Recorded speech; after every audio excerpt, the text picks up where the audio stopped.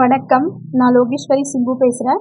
நாம இன்னைக்கு எத பத்தி பார்க்க போறோம்னா, பிஎஃப் அக்கவுண்ட் ஆக்டிவேட் பண்றத பத்தி தாங்க.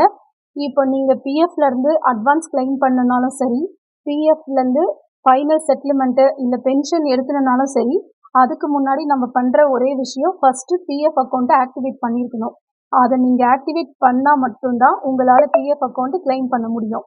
அதுக்கு ஃபர்ஸ்ட் பார்த்தீங்கன்னா, உங்க ஆதார் கார்டுல இருக்கிற நேம், டேட் ஆஃப் பர்த், அதுக்கப்புறம் நீங்க பிஎஃப்காக குடுத்துருப்பீங்கல்ல, நீங்க ஒரு ஆஃபீஸ் ஜாயின் பண்ணும்போது உங்களோட டீட்டெயில்ஸ் எல்லாம் குடுத்துருப்பீங்கல்ல, அதுவும் உங்களோட ஆதார் கார்டுல இருக்கிறதும் கரெக்ட்டா இருந்தா மட்டும் தான் உங்களால பிஎஃப் அக்கவுண்ட் ஆக்டிவேட் பண்ண முடியும். இதுதான் பிஎஃப் அக்கவுண்டோட வெப்சைட். இதோட லிங்க் பார்த்தீங்கன்னா, நான் டிஸ்கிரிப்ஷன்ல குடுத்துருக்கேன். இந்த மாதிரி தான் இது ஓப்பன் ஆகும்.